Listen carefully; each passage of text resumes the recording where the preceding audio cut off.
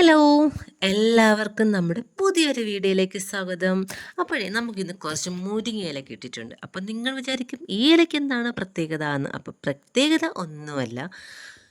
എന്താണെന്ന് വെച്ചാലേ ഞാൻ കുറേ വീഡിയോയിൽ കണ്ടിട്ടുണ്ട് നമ്മുടെ ഈ ഒരു സ്പൂൺ വെച്ചിട്ട് നമ്മുടെ ഇല ഇങ്ങനെ സെപ്പറേറ്റ് ആയിട്ട് ഈസി ആയിട്ട് എടുക്കുന്നത്. അപ്പം ഞാനും ഇതൊന്ന് ട്രൈ ചെയ്യാമെന്ന് വിചാരിച്ച് ഇന്ന്. കറക്റ്റായിട്ട് വരുമോ ഇല്ലയോ എന്ന് നമുക്കൊന്ന് അറിയണമല്ലോ. അപ്പം ചെയ്ത് നോക്കിയപ്പം അടിപൊളിയാണ് കേട്ടോ.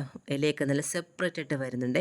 പിന്നെ എനിക്ക് പറ്റിയ ഒരു അബദ്ധം എന്ന് വെച്ചാലേ ഇത് എനിക്ക് ഏതാണ്ട് 1 മണി സമയത്താണ് കിട്ടിയത്. ഞാൻ ചെയ്യുന്നത് ഒരു 9 മണിക്കാണ്. അപ്പോൾ എന്തെന്ന് വെച്ചാൽ നമ്മുടെ മുരിങ്ങയുടെ ഇല തണ്ടെല്ലാം വാടിയിട്ടുണ്ടായിരുന്നേ. അപ്പോൾ വാടിയ തണ്ട് വെച്ചിട്ട് ഇങ്ങനെ ചെയ്യുമ്പോഴത്തേക്കും തണ്ടിങ്ങനെ ഒടിഞ്ഞു വരും. പക്ഷെ നമ്മൾ ഫ്രഷായിട്ടാണ് ചെയ്യുന്നതെങ്കിൽ അടിപൊളിയായിട്ട് വരും കേട്ടോ. അപ്പോൾ എന്തായാലും നല്ല സംഭവമാണ്. എനിക്കാണെങ്കിൽ നല്ല രീതിയിൽ ക്ഷമയുണ്ട് കേട്ടോ. അതുകൊണ്ട് ഒരെണ്ണം വയ്ക്കുന്ന സ്ഥാനത്ത് ഞാൻ 2 വെച്ച് നോക്കി. പെട്ടെന്ന് തീരുവാണെങ്കിലോ എന്ന് വിചാരിച്ചിട്ട്. എവിടെ പക്ഷേ ഇത് ഞാൻ പറഞ്ഞില്ലേ ഫ്രഷായിട്ട് ചെയ്യുകയാണെങ്കിൽ അടിപൊളിയാണ്. ഇപ്പോൾ തണ്ടൊക്കെ ഒടിഞ്ഞ് പോകുന്നുണ്ട്. അത്ര ഒരു പെർഫെക്റ്റായിട്ട് വരുന്നുണ്ടായിരുന്നില്ലേ.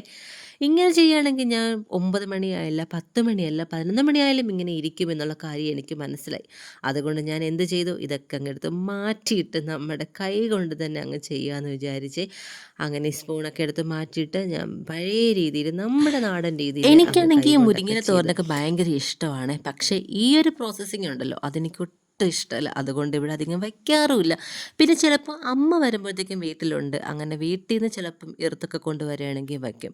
അപ്പോൾ ഇന്നെല്ലാം കൂടെ ഇരുന്ന് ഞാൻ കുറേ ഒരു അരമണിക്കൂറൊക്കെ ഇരുന്നിട്ടാണ് എനിക്ക് ഒരു കറിയുടെ സാധനം ഞാൻ ഇവിടെ ഉണ്ടാക്കി എടുത്തിട്ടുണ്ട് കേട്ടോ. അപ്പോൾ ഇതുപോലെ പേപ്പറിൽ ന്യൂസ് പേപ്പറിൽ പൊതിഞ്ഞ് ഫ്രിഡ്ജിനകത്ത് വയ്ക്കുകയാണെങ്കിൽ നാളെ നമുക്ക് ഒരു കറി കുറച്ച് അന്വേഷിച്ചാൽ മതിയല്ലോ അല്ലേ. അപ്പം നിങ്ങൾക്കും ഫ്രഷ് ആയിട്ടുള്ള മുരിങ്ങയിലൊക്കെ കിട്ടുകയാണെങ്കിൽ ഇങ്ങനൊന്ന് ട്രൈ ചെയ്ത് നോക്കണേ. അപ്പം എന്തായാലും നമുക്ക് വേറൊരു വീഡിയോ ആയിട്ട് പിന്നെ കാണാം.